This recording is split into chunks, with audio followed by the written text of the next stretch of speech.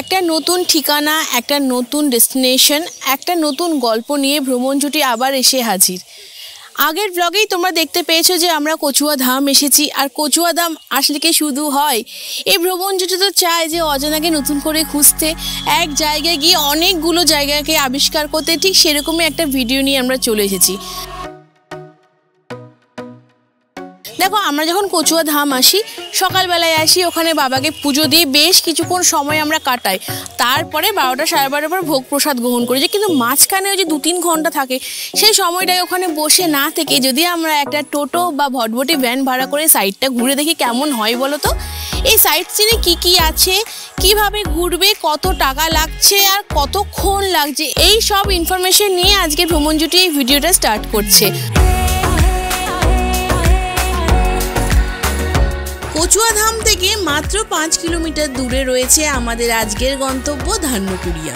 কলকাতা থেকে মাত্র 1.5 ঘন্টার দূরত্বে তোমরা দেখতে পাবে ইউরোপিয়ান স্থাপত্যের অনুকরণে তৈরি ঐতিহাসিক কিছু জমিদার বাড়ি এবং ধান্যকুড়িয়ার মূল আকর্ষণ গায়েনদের বাগান বাড়ি।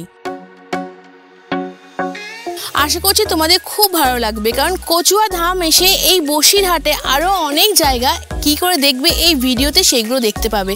তো চলো দেরি না করে ভিডিওটা শুরু করা যাক। তবে হ্যাঁ, একটা কথা বলে রাখি, যারা নতুন বন্ধু আছো, প্রথম এই ভিডিওটা দেখছো, তারা ডেসক্রিপশনে চলে যাও, এর আগের পার্টটা কচুয়া ধামের ফুল ভিডিওটা দেখতে পাবে।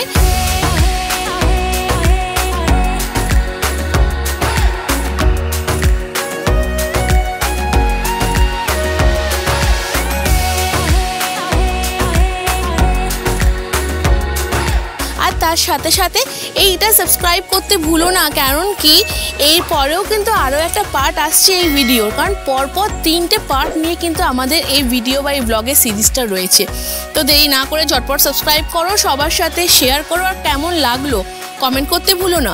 আর পুরনো বন্ধু, তোমরা জানি যে তোমরা সবসময় কমেন্ট করে, লাইক করে, শেয়ার করে আমাদের পাশেই আছো, কিন্তু ওই যে দবি বলবার নয়, বারবার একটা কথাই তোমাদের বলি, কারণ তোমাদের ছোট্ট ছোট্ট ইমপ্রেশন আমাদেরকে এগোতে সাহায্য করে।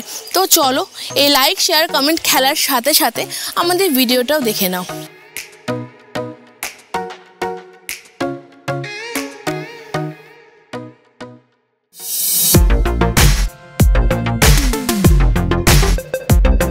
আমাদের টোটো হয়ে গেছে করা, আমরা এখন বেরিয়ে পড়লাম আমাদের নেক্সট ডেস্টিনেশনের উদ্দেশ্যে। কিন্তু এই ভিডিওর মধ্যে থাকবে না, কারণ এই যে চাকলা কচুয়া যে আমাদের যে ভিডিওটা, এটা বেশ কয়েকটা ছোট ছোট পার্টে আসছে, তো তোমরা দেখতে থাকো।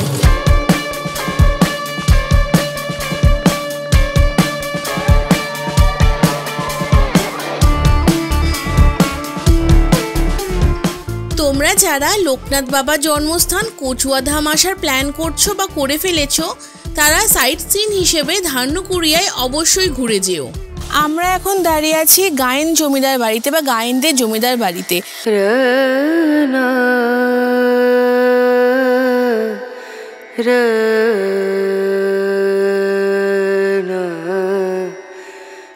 ধান্যকুড়িয়ায় আমরা শুরু করলাম গায়েনদের জমিদার বাড়ি দিয়ে, যা লোকমুখে গায়েন বাড়ি নামে পরিচিত।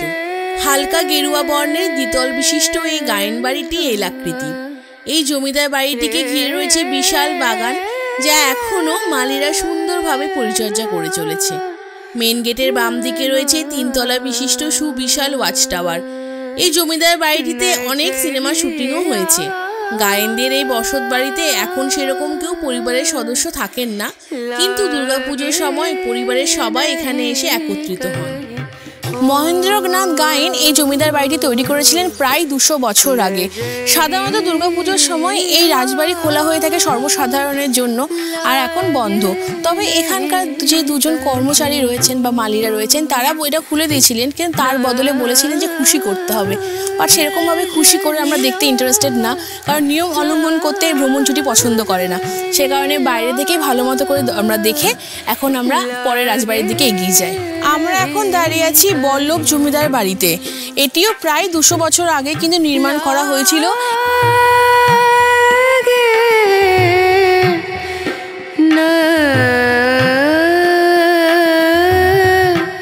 এখানকার যেসব রাজবাড়িগুলো আছে, যেগুলো আমি লক্ষ্য করছি বা তোমরা সবাই বুঝতে পারছো যে বেশ কিছুটা কিন্তু ইউরোপিয়ান কালচারে তৈরি করা হয়েছে। এই রাজবাড়ির যে মেন এন্ট্রান্সটা রয়েছে। এখানে দেখা যাচ্ছে দুদিকে দুজন সৈন্য দাঁড়িয়ে আছে আর মাঝখানে একজন সেনাপতি। এই লুকসটা কিন্তু খুব সুন্দর লাগলো। এখানে অ্যাজ ইউজুয়াল প্রবেশ নিষেধ, সে কারণে আমরা প্রবেশ করতে পারছি না, এটাই খারাপ লাগছে। চেষ্টা করব কোনো এক বছর দুর্গাপুজোর এখানে আসতে। যেটা মেন ব্যাপার, যেটা খুব ভালো লাগলো, জানতে পারলাম শ্যামাচরক বল্লভ যিনি জমিদার ছিলেন তার আমলে কিন্তু এই জমিদার বাড়িটি তৈরি করা হয়েছিল।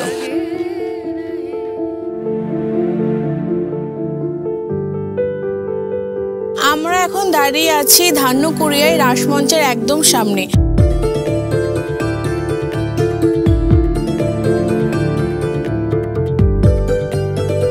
খিলানে প্রবেশদ্বার দিয়ে এই শ্বেতশুভ্র নবরত্ন রাসমঞ্চটি বেষ্টিত। এই রাসমঞ্চের ওপরে লক্ষ্য করলে দেখা যায় 9টি চূড়া রয়েছে। মধ্যে চূড়াটি অপেক্ষাকৃত বেশ বড়। এই রাসমঞ্চই আমাদের জানান দিয়ে দেয় যে সেই সময় বৈষ্ণব ধর্মের কতটা প্রভাব ছিল। সবাই বলছে বা আমরা জানিও যে এখানে না প্রত্যেক বছর 1 মাস ধরে রাসের মেলা হয়। রাস উৎসবের ঠিক 1 সপ্তাহ আগের থেকে পুরো মেলাটা চলে। তোমরা পারলে একবার অবশ্যই ঘুরে যেও। রাসমঞ্চে ঠিক উল্টো দিকে এই যে বড় মাঠটি রয়েছে, এই মাঠটি জুড়ে পুরো মেলাটা থাকে 1 মাস ধরে।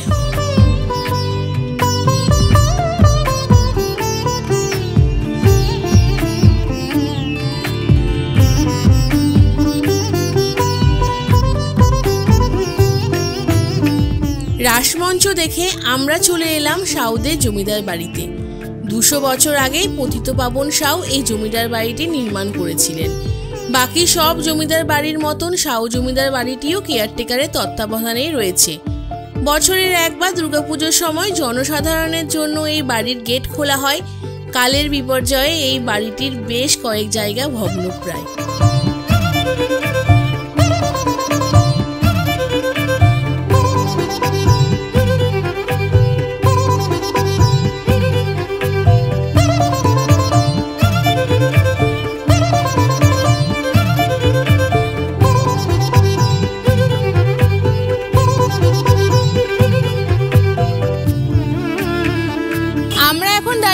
ধান্যকুড়িয়ায় গায়েনদের বাগান বাড়ির মেন তোরণের সামনে। কলকাতা থেকে টাকি রোড ধরে ধান্যকুড়িয়ার প্রবেশ পথের সম্মুখে যে তোরণটি রয়েছে তার ঠিক ডান দিকে রয়েছে ধান্যকুড়িয়ার সেই মূল আকর্ষণ গায়েনদের বাগান বাড়ি। তোরণটা দেখেই বুঝতে পারছো যে ইউরোপিয়ান ক্যাসেলের ডিজাইনে এইটা তৈরি। তোরণের মেন এন্ট্রান্সে একদম ওপরে রয়েছে একটা সিংহকে দুজন সৈনিক মারছে, মানে বোঝা যাচ্ছে যে তখনকার সময়ে যারা ইউরোপিয়ান সৈনিকরা ছিলেন বা ইংরেজরা ছিলেন তারা কিন্তু এই সিংহের থেকে বেশ শক্তিশালী ছিল। আর এখানকার জমিদাররা কিন্তু সেই সৈনিকদের বা সেই ইংরেজদের কিন্তু একটু রাজা হিসাবে মনে করতেন, সেই হিসাবে কিন্তু এটা তৈরি করা হয়েছে। যেহেতু এটা প্রায় 200 বছর আগে তৈরি করা হয়েছে, তার মানে বোঝাই যাচ্ছে সে সময় ইংরেজদের শাসনকাল ছিল। আর ইংরেজরা কিন্তু তার ছুটি কাটানোর জন্য এই গায়েনদের বাগান বাড়িতে এসে সময় কাটাতেন। সে কারণেই হয়তো, আমি জানি না, আমার মনে হচ্ছে যে তাদেরকে একটু খুশি করানোর জন্য এই তোরণের ওপরে দেখানো হয়েছে যে সিংহকে দুজন ইংরেজ সাহেব দমন করছে। প্রায় 40 ফুট উঁচু দুটি গোলাকৃতি গম্বুজ মেন গেটে দুধারে দেখা যায়। সম্ভবত এটি সেই সময় ওয়াচ টাওয়ার হিসেবে ব্যবহার করা হতো, কিন্তু দুঃখের বিষয় পরিচর্যার অভাবে এখন এই ঐতিহাসিক বাগান বাড়িটি ভগ্নপ্রায় অবস্থায় পড়ে রয়েছে। মহেন্দ্রনাথ গায়েন এই বাগান বাড়িটি অনুমানিক 200 বছর আগে তৈরি করেছিল 33 বিঘা জমির ওপর। তবে দুঃখের বিষয় এটা এখন পরিত্যক্তর, ভেতরে যাওয়াও নিষেধ আছে, মানে কেউই কোনো সময় বছরে যেতে পারবে না, কারণ এটা ভগ্নপ্রায়, যে কোনো সময় অ্যাক্সিডেন্ট হতে পারে। তবে এখান থেকে দাঁড়িয়ে আমরা বুঝতে পারছি এখানে সামনে একটা ফাউন্টেন বা ফোয়ারা ছিল। আর ঠিক দেখো বাগান বাড়িটার সামনে কিন্তু একটা ছোট্ট পরীক্ষা রয়েছে। আমার মনে হয় যখন তারা বসবাস করতেন বা বছরে কিছু সময় আমোদ প্রমোদের জন্য এই বাগান বাড়িতে আসতেন, তখন এখানে অনেক কিছু হতো। আমার এখানে এইসব জায়গায় আসলে কেন জানি না মনে হয় যে সেই সব পুরনো দিনের হিস্ট্রিগুলো চোখের সামনে ভেসে আসে। তবে একটা কথা শোনা যাচ্ছে যে খুব তাড়াতাড়ি ধান্যকুড়িয়া কিন্তু হেরিটেজ টাউন হিসাবে কিন্তু প্রতিষ্ঠিত হবে বা সরকার থেকে অনুমোদন করা হবে।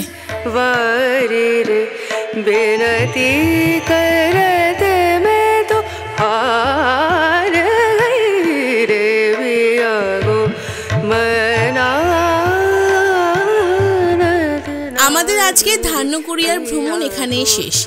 প্রায় 3 ঘন্টার এই জার্নিতে আমাদের টোটো ভাড়া লেগেছিল 400 টাকা।